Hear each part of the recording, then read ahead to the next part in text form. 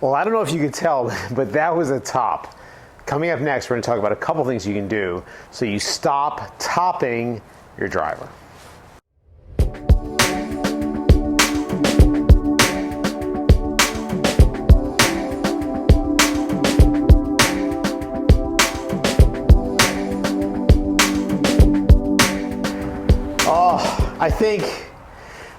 I think topping your drive is something that we have nightmares about. You know, when you think about it, if you were to walk out to some golf course you've never played before, or that you have played before, Saturday morning, there's a bunch of people standing around the tee box. I think in our nightmares, what happens is we stand up there and we don't even whiff the tee shot, we cold top it. Okay, so I think somewhere back in everyone's mind, there might be a little bit of that little fear of topping it. So let's talk a little bit about what's happening when we hit a top tee shot, a top drive especially, and what we can do to change that, okay? So first of all, from a physics standpoint, when we hit a topped shot, what happens is, obviously here's our golf ball. I've got a little black line here showing the equator.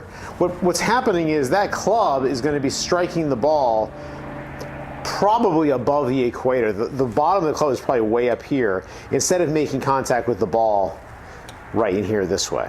All right. So first off, we just want to understand that what's probably happening when we top the shot is we're probably hitting too much up on the ball. Okay, and that may or may not have something to do with your intent as a golfer, but the reality is that that club is probably hitting up on the ball some. Okay, so in order for me to reproduce that top shot a second ago, what I did was I just made sure that I caught the ball with the club way up here. I did not think about standing up or lifting my head up or anything like that. So that's something we don't have to worry about. But what we want to do is start to realize that what's happening is that we're catching that ball as the club is probably coming up too much. So the first thing we want to do is we want to see if we can make some practice swings and put the club in a place where we're bottoming out about where we want to. So what I recommend is standing back from the ball, and if you're on a grass tee box, it's great, and see if you can just brush the grass with a practice swing. So I was able to kind of I could feel my club barely brush the mat there, right? All right, so I know if I put that swing on it, the worst case scenario, if I can reproduce that, is I would actually hit way up on the top part of my driver face here. All right, and what that would do is that would produce a very high shot. All right, so first thing I'd like you to just try to do, especially if you don't have, you know, a video camera or anybody around to help you, because sometimes actually that can make things worse. Of course, there's always a truck going by when we're doing one of these videos. Just try to prove to yourself that you can get that club to brush the grass out here, and that's going to help you out. Now, if you're making that swing and you're hitting way back here, you know that's a problem. And if you're hitting, it's hard to hit way up there if you're topping it, but if you do, we know we want to brush that grass, just a little bit forward to center. Okay, so that's one thing that you can do to give yourself kind of the confidence to know that you can do it.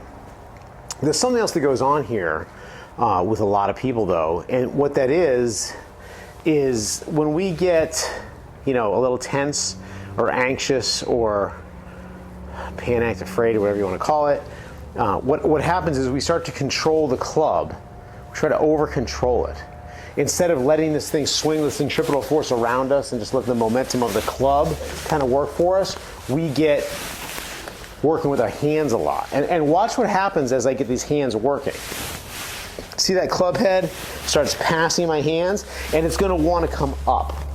So unfortunately, the more that we try to put that club on the ball a certain way, the more likely we are to just kind of screw everything up. So this is where practice is really important, and I think confidence is important. And so if you practice a good amount and you're confident that you're going to be able to put the club on the ball squarely, you're not going to find yourself in the position where you get those tops on the golf course.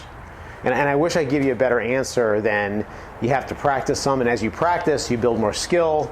As you build more skill, you build more confidence. As you get more confidence, then it's easier to execute everything, okay? So those are really the two big things. I'll give you one drill that you can work on. This is an impact bag. By the way, we're talking about the driver, but this is something that happens a lot of times with fairway woods too. So a lot of times you'll have somebody, sometimes even a better golfer, who doesn't have any problem with topping shots, and then they get that fairway wood out and they're trying to get that ball up in the air a little bit, and they get that club head past their hands a little bit because they're a little handsy, all right? So you can just practice with an impact bag, and what I'll do is I'm going to back off this mat a little bit. I will go ahead and get the club face up here a little bit. So I'm putting the club face into the bag. I'm not going to swing hard. I don't want to break my shaft or anything, but I just want to get a sense of quiet hands. And even if you don't, I don't want to say your hands don't do anything, because they do, but most people are overactive with them.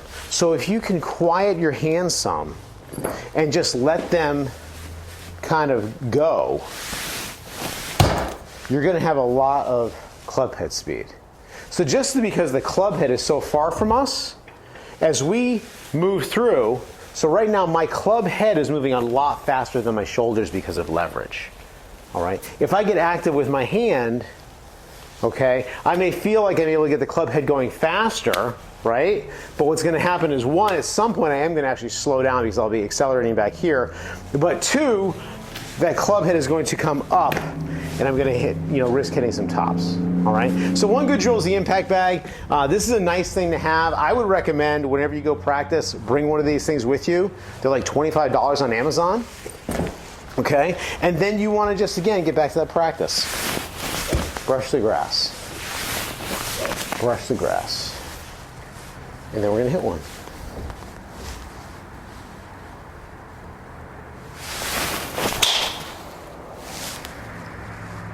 And that was not a top. Maybe not perfect, it's January, but not a top. I hope that helps.